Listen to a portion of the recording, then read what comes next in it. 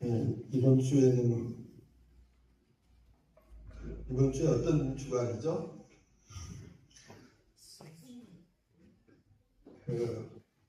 우리의 신앙의 깊이를 이번 주에 대한 여러분의 관심에 비추어 보면은 판결할 것입니다.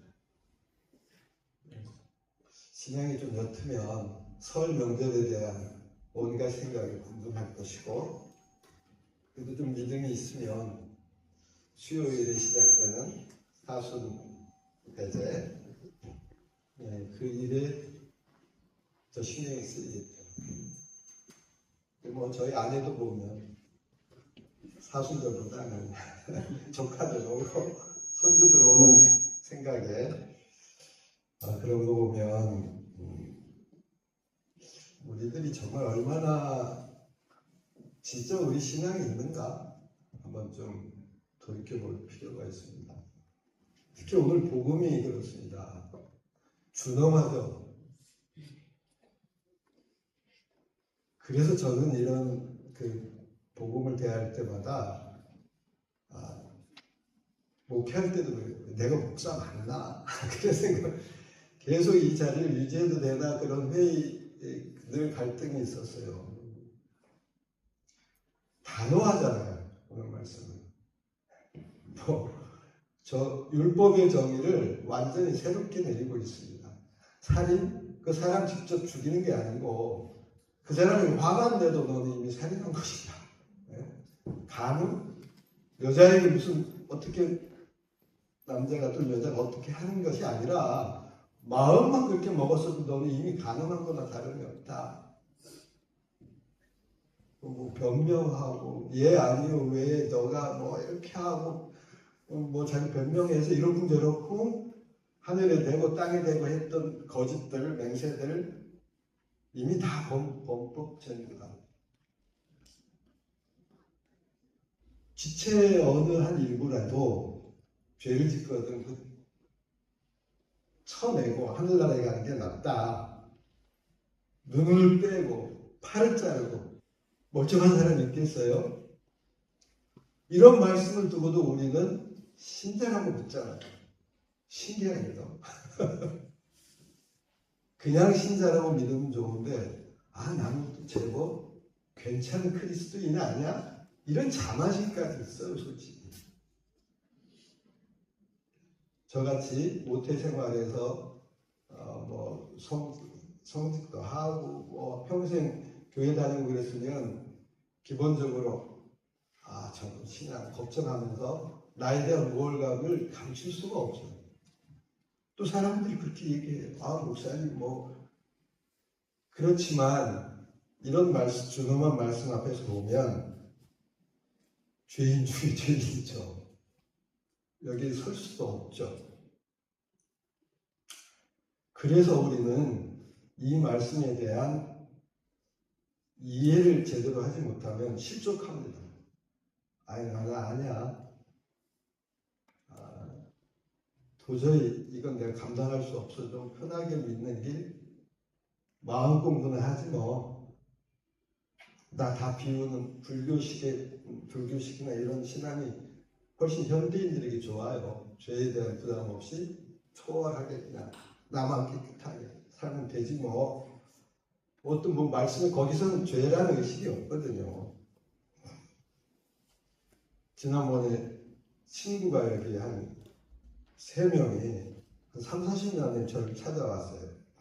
그래서 한 이틀 같이 이제 지내다 보면서 이런저런 얘기를 했어요. 그 중에는 나는 신앙이 없어. 무신앙적인 태도. 또 한 친구는 원불교에 입교해서 그 친구하고 여기 한박에 있는 수련원도 같이 가봤었는데 또 한 분은 뭐 이상한 민족적인 신앙이에요. 동학 뭐 이런 쪽에. 예전에 이 세 친구들이 저랑 같이 대학 다닐 때 다 같이 기도 학생의 서클이었거든요.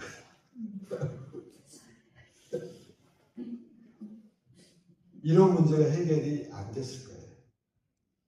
그래서 한 이틀 같이 살면서 지내다가 친구가 올라가서 원불교에 있는 친구가 원기가 그때 참 좋았다 그러면서 너 설교하는 거 한번 들어보자. 그래서 제가 녹음 좀 하라 그랬어요. 그리고 지금 이 얘기를 들을 텐데 봐서 보낼지 안 보낼지 제가 생각해 보도록 하겠습니다. 이 오늘의 복음과 더불어서 꼭 우리는 한번 믿음의 성숙을 위해서 꼭 한번 짚고 넘어가야 될 중요한 문제가 있어요. 성경을 대하는 태도에서 기본적으로는 이런 태도가 있습니다. 성경은 문자 그대로 진리야. 무엇은? 네? 그래서 성경 하나하나 축자 영어설이라고 그러죠. 그래서 하나하나 그걸 해석하면 안 돼. 그대로 받아들여야 돼. 주로 기독교 보수적인 근본주의자들은 그렇게 얘기해요. 그러다 보면 상충이 돼요. 이해가 안 돼요. 이렇게 단호하게 내 팔을 잘라서 내 눈을 빼서 이렇게 하시던 말씀이 쭉 그 다음에 가면 음행하다, 현장에서 가늠하다 걸린 여인을 용서도 해주잖아요. 온 민족적인 죄인이라고 저는 도둑놈이라고 하는 세리한테 가서 함께 그 세리를 용서하고 축복해주잖아요. 배치가 돼요. 그죠? 이게 뭐야? 어떤 게 진짜지? 그리고 마태복음에 보면 이런 대화가 있어요. 바리새인들이 예수님을 어떻게 욕하냐면 저 사람은 죄인들과 먹고 마시기를 탐하는 죄인들의 친구야. 어느 편이 맞는 거예요. 그래서 성경은 지도를 받아야 되고 또 깊은 맥락과 그런 경험을 같이 더불어 해야죠. 오늘 층계성가에서 우리는 하늘의 깊은 지혜를 깨달아 알게 하셔서 하나님의 말씀을 잘 배우게 하셔서 이런 대목이 있는데 확 와닿잖아요. 거룩한 말씀을 우리 그냥 쉽게 대하면 안 됩니다. 홀리, 거룩, 히브리어로 하기오스, 이 말은 두렵고 떨린다는 말입니다. 두려운 말로 말씀을 대해야지 문자적으로 확 하면서 이건 이거야 하고 내가 정의를 내릴 때 우리는 시험에 들기가 상당히 쉽습니다. 그래서 한번 우리는 이 말씀을 깊이 한번 다시금 되짚어 보자면 이 마태복음은 특징이 있어요. 누구를 대상으로 했냐면 당시에 유대교면서 깊이 예루살렘 중심으로 구약에 의한 유대교의 신앙 깊이 빠졌던 사람들이 개종한 그리스도인들. 이스라엘의 전통에 모세 오경에 깊은 생활에 젖어 있는 분들이 그리스도 교회로 개종한 사람들이거든요. 마태는 그들에 대한 중심으로 선교하는 그 내용들입니다. 그러니까 이 말씀을 듣는 청중들은 다 바리새인들이나 사두개인들, 율법학자들이에요. 그들이 가지고 있는 한계는 뭐냐면 모세 율법에 의해서 완전히 익숙해져 있거든요. 그리고 모세 율법을 중심으로 한 지도층이 형성되었어요. 율법학자들, 그리고 그것을 실행하는 이 바리새인들이 지도층이란 말이죠. 그러면서 그들이 이 율법을 가지고 일반인들을 다스렸거든요. 우월감이 가지고 우리는 율법 율법도 다 지키고 우리는 율법도 다 알고 근데 너희들은 다 죄인들이야. 법에 대한 이게 얼마나 중요합니까? 지금 우리나라의 마지막 과제가 뭐예요? 사법개혁이잖아요. 민주화 다 돼 있어. 경제 민주화도 앞서 있어. 그런데 가만히 보니까 법을 가지고 너는 10년, 너는 20년 이렇게 하는 판검사들이 우리나라를 이렇게 하고 있는 거예요. 그래서 동전 몇 개 무임승차했다고 하는 그걸 봐줬다고 하는 운전기사는 파면시키지만 60억을 횡령했어도 자기 가족들은 어떻게 하죠? 사법권에 무죄 이렇게 합니다. 조국이 이번에 풀려났던데 딸이 뭐 장학금 200만 원씩 3번 받는 거 가지고 그 아빠가 구속되지만 그 눈에 나면 그렇게 돼요. 법을 가지고 있으면 힘이 있기 때문에 내가 이렇게 하는데 니들 할 말 있어? 내가 똑똑하고 서울대 법대 나오고 사법고시 다 패스해서 이제 너희들은 내가 지정하는 대로 되든 말든 내 힘이야 그러는데 이거 저항할 수가 없어요. 우리 선출직도 아니잖아. 그죠? 평생 유명직. 그 당시에 율법이 그런 역할을 한 거죠.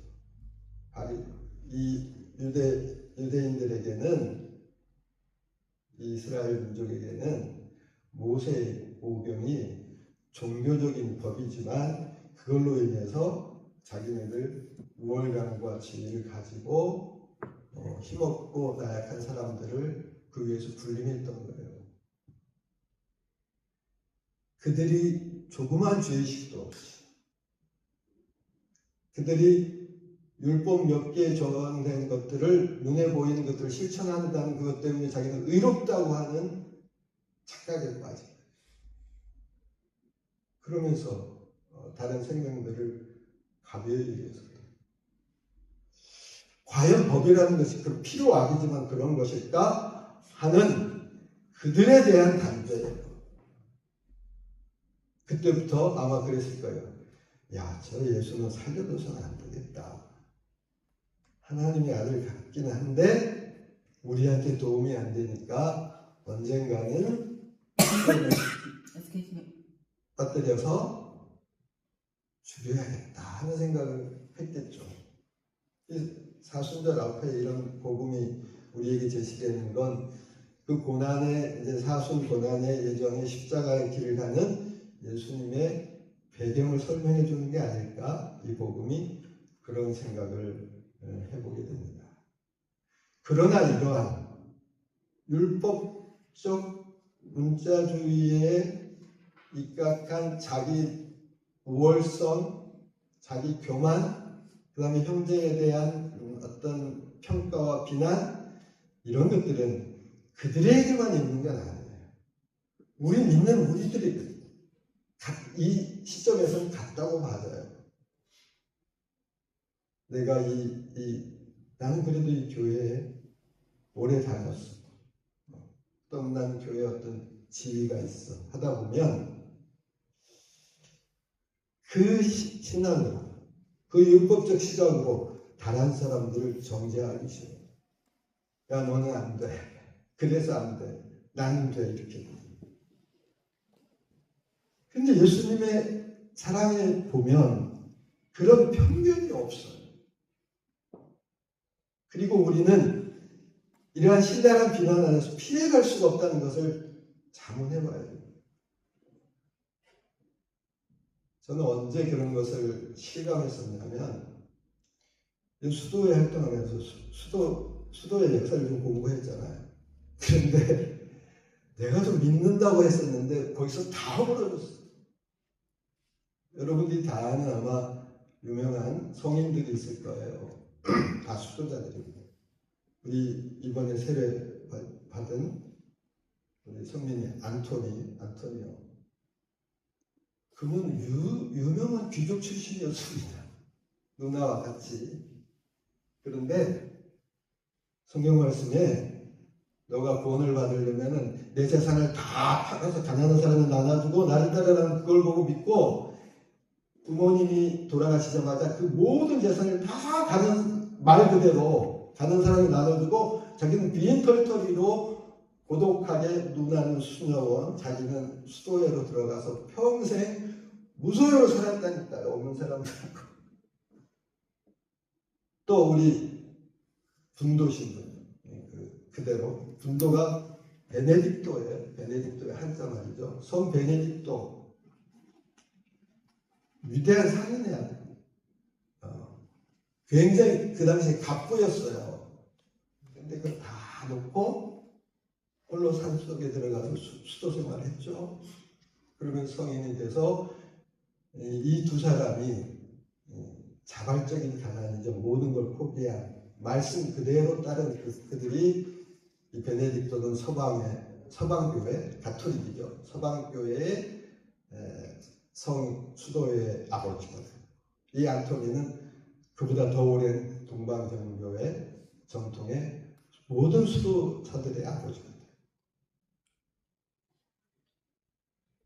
다 그래요. 열심히 살고 있거든요. 그러나 우리는 세속과 이 성스러운 삶 속에서 가운데 있죠.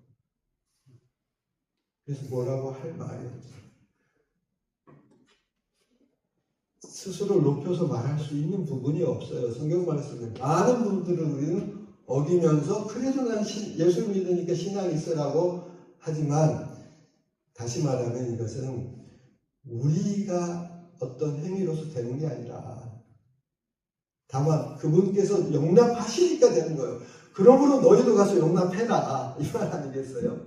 나는 다 받으면 누리면서 죄인이지만 그래 내 사랑하는 내 자녀야 그 위안과 위로와 모든 걸 다 누리면서 왜 다른 형제들이 이렇게 못일까 생각해보면 앞뒤가 안 맞죠. 그래서 그 사순절 때 정교 전통에서 사순절 때 매일 기도할 때마다 드리는 기도가 있어요. 사순절에는 매일 그걸 반복해서 드리더라고요. 성 신혜원의 기도인데 사순절이 시작되니까 그걸 저희 스승님이 저희들한테 노래로 가르쳐 주셨는데 한번 들어보실래요?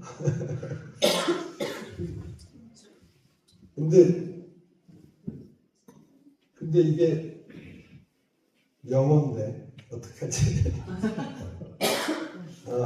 그래도 한글로 이게 노랫말이 번역은 안 됐어요. 이런 노래예요. 한번 들어보세요. Oh Lord, the Master of my life, a spirit of idleness, curiosity, ambitious, and idle talk give me not.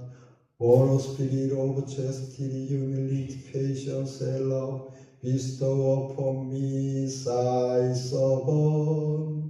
O Lord King, grant me to see my own failing, and not to condemn my brother. Yea, O Lord King, grant me to see my own failing, and not to condemn my sister. For blessed art thou unto the ages of ages. 아멘. 오 나의 생명의 주이시며 스승이시여, 나를 헛된 말과 권력의 욕망과 실망 그리고 나태한 마음에서 멀리해 주소서.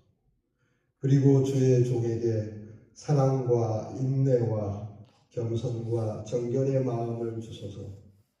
오 주이시며 임금이시여, 나로 하여금 내 자신의 허물을 알게 하시고 내 형제들을 판단치 않게 하소서.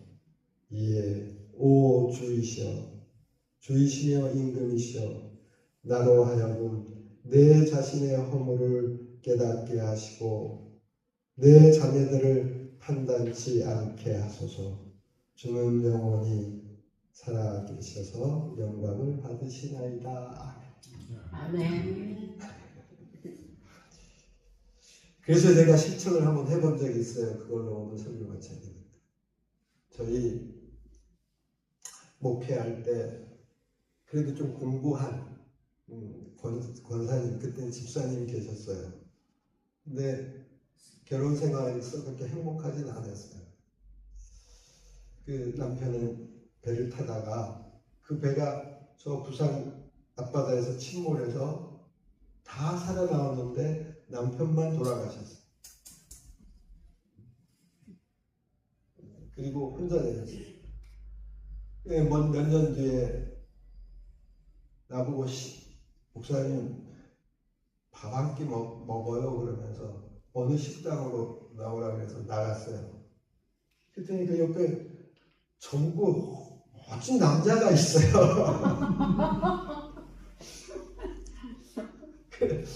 그래서 목사님 저 이 사람하고 살고 싶어요. 허용해 달라는 얘기죠. 근데 그때 문득 이 말씀이 생각도 났어요. 그냥 한번 살아봤으면 됐지 또 살아 이러려다가 아니 아직도 젊은데 참 보기 좋습니다. 그런 거는 축복해 줬지. 그랬더니 그분이 바로 교회 신자가 됐어요. 글쎄요, 우리는 신앙의 신비, 문자에 갇힐 수가 없어요. 하나님의 마음을 안다면 이 모든 말들을 정확히 번역할 수 있을 거예요. 근데 우리는 어떻게 그 거룩함과 이 세속적인 삶의 중간에 끼어 살면서 그 신앙의 깊이를 갈 수 있을까? 나는 그렇게 언뜻 3D 영화를 보면서 생각을 해봤어요. 지금 입체 영화잖아요. 네? 입체 영화예요. 아바타 그거 보셨어요? 난 입체로 봤는데 이거 새로 나온 거. 왼쪽 눈만 가리면 저기 평면이에요. 다른 그림이에요. 오른쪽 눈만 가려서 보면은 또 다른 그림이에요. 이 두 개가 합쳐지니까 이 눈이 착시를 일으켜서 입체로 보이는 거예요. 요것도 평면이고 요것도 평면인데 두 개를 동시에 써서 하나를 바라보니까 깊이가 생기고 높이가 생겨서 마치 살아있는 것처럼. 저는 우리에게 주어진 지혜란 무엇이냐? 좌우 그 한쪽만 보고 평면을 보고 판단할 것이 아니라 이 둘, 나와 하나님, 세속과 성속, 이승과 저승, 말씀과 현실, 이것들을 두 가지를 다 보자.